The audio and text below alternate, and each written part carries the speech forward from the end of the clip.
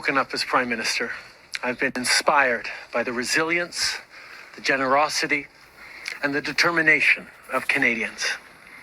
It is the driving force of every single day I have the privilege of serving in this office. Hey guys, this is Marcel, Canadian journalist, Ernie Racing News. Well, Justin Tyrant Trudeau, it's the theme of the day, is giving a resignation in the future speech, apparently. It looks like he has the intent to resign, but after holding Parliament and the Canadians hostage probably for another 3 months. Let's take a listen to the full speech. I'm going to interrupt a few times along the way so we don't get some CBC copyright. Let's take a look, guys, from the beginning.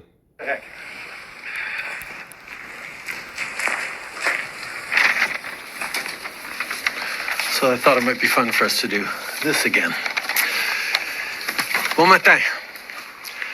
Every morning I've woken up as Prime Minister. I've been inspired by the resilience, the generosity, and the determination of Canadians. It is the driving force of every single day I have the privilege of serving in this office.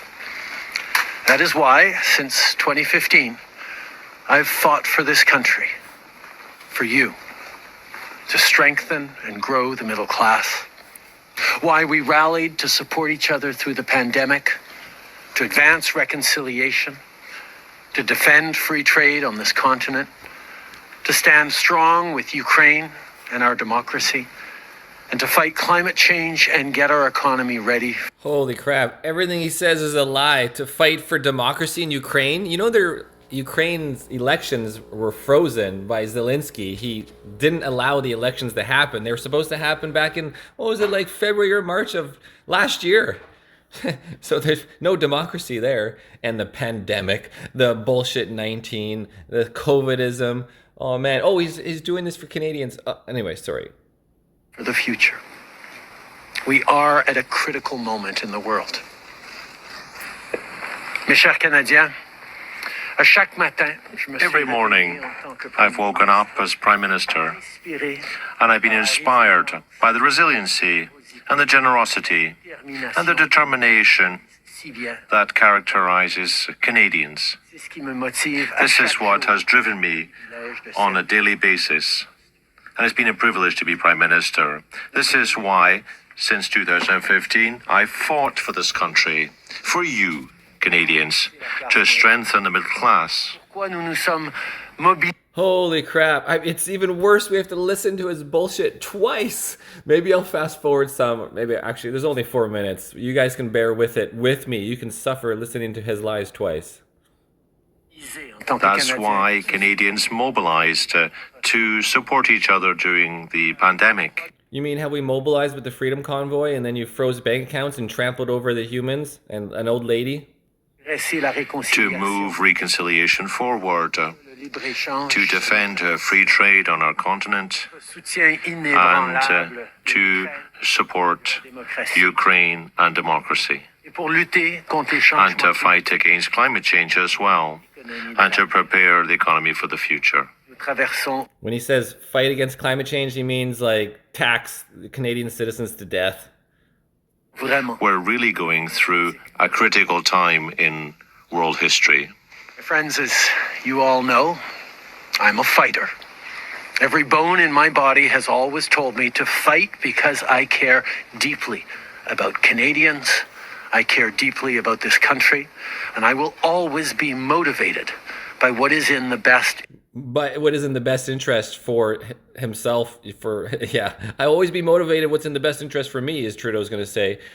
And he's fighting for Canadians. He's fighting against Canadians. Yeah, it's too crazy. Interest of Canadians. And the fact is, despite best efforts to work through it, Parliament has been paralyzed for months after what has been the longest session of a minority parliament in Canadian history. That's why this morning I advised the Governor-General that we need a new session of Parliament. She has granted this request, and the House will now be prorogued until March 24th. March. Over the holidays, I've also had a chance to reflect and have had long talks with my family about our future. Oh, he was reflecting when he was at Roslyn, right? Skiing, and he had a woman come up to him and tell him, "You're a loser, right? Get out of BC. You suck." That's what made the news, because that's the most important thing going on in Canada. Throughout the course of my career, any success I have personally achieved has been because of their support and with their encouragement. So last night over dinner, I told my kids about the decision that I'm sharing with you today.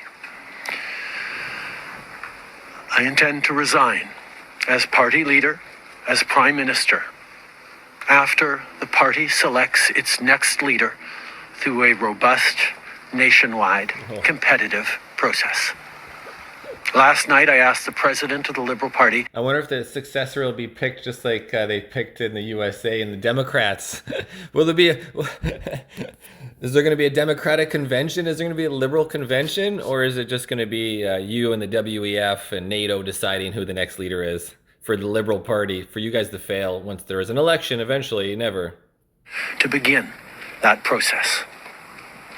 This country deserves a real choice in the next election, and it has become clear to me that if I'm having to fight internal battles, I cannot be the best option in that election. He doesn't mention anything about why he's fighting internal battles. What are the internal battles about? Is it that you've ruined Canada? You've ruined the cost of food, the cost of living, taxes out the yang, and the services and the healthcare system and everything at the worst it's ever been? The most people at the food bank there's ever been in Canada. The food bank is filling millions of people now every month. Like, just, what was it, 2 million in Toronto or something? Homeless tent cities are coming up everywhere, taking over city streets. Crime is up. Even I got attacked by 4 meth heads. All the free fentanyl flowing over the border, and the fentanyl jacking these meth heads up. Yeah. Anyways, guys, thanks for suffering with that through Trudeau-ism with me. What are your thoughts? Leave in the comments. This is the Canadian Journalist. Over and out.